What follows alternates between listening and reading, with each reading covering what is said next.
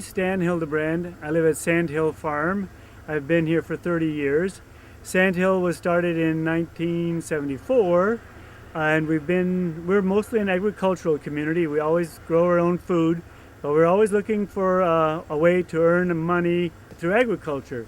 And early on in 1976, we came across making sorghum syrup. And so we've been making sorghum since 1976 as our main money or main cash crop.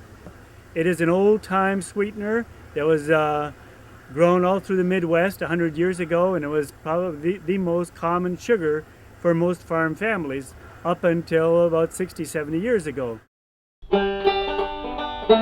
Now in this video we will show you how exactly we make sorghum right from the very beginning until the end, going through the whole process of the cooking process and harvesting it and making it into a thick syrup to sell.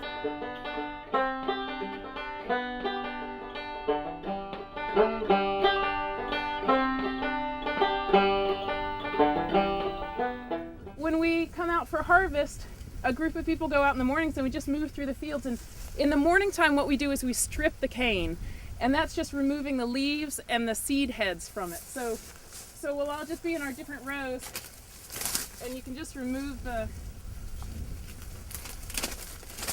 leaves this way. Really small stalks will just stomp down.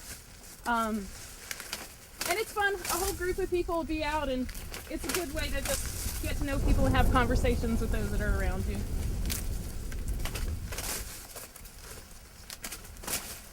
And these are pretty short stalks, so it's really easy to pop the tops off. Sometimes they'll be like much taller than this, but you bend the canes over and just break the tops off. And then they spend the rest of the morning, you have a field full of stripped cane like this, and then as the sun is out, more of the juices come up and the starches start turning to sugars. And then we come out in the afternoon and we machete down what we stripped in the morning.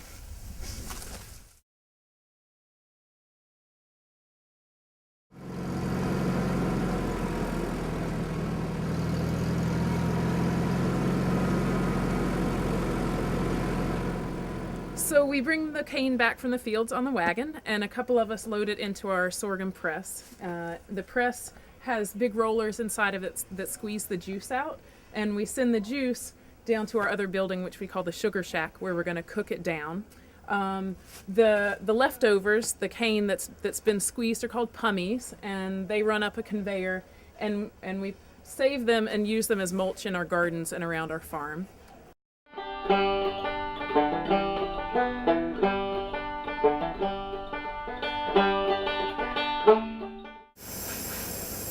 What happens here is we have two things coming into the building. We have juice coming in from up on top where it's being squeezed, where the cane is being squeezed. The juice comes in on that line back there into the first pan. This is a 3-pan cooking setup. So the juice comes into this pan at that end, and as soon as it boils, the skimmings, the green stuff at the end, goes off at the end, and that's the bitter stuff. In sorghum, that's what you want to get rid of to make a good quality product. So the juice comes in through here, goes into this pan first, gets boiled down, then it gets transferred to this pan through pipes underneath, and we take more skimmings off. Then the juice, now it's getting thicker and thicker. Now the juice goes into this pan, and it goes all the way down to the end, comes back, and over here is the finished product. So down in here runs through a stainless steel screen to screen out any particles, impurities, and then it goes down to the bottom, and we pump it up across into a cooler, which is just a coil, stainless steel coil in water, so that the sorghum, the syrup, is cooled off.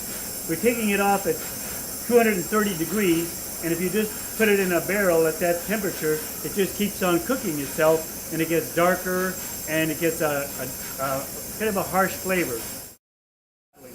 Now, Sugar Shack is also, we call it Sugar Shack because we do other sweeteners here as well. We make maple syrup, mostly for our own use, and then we do honey, all in the same building. We have a centrifuge and we do that at different times of the year. The maple is in the spring, the honey is in the late summer, and then the sorghum is in the fall. So we have a steady progression of sweeteners coming through the building.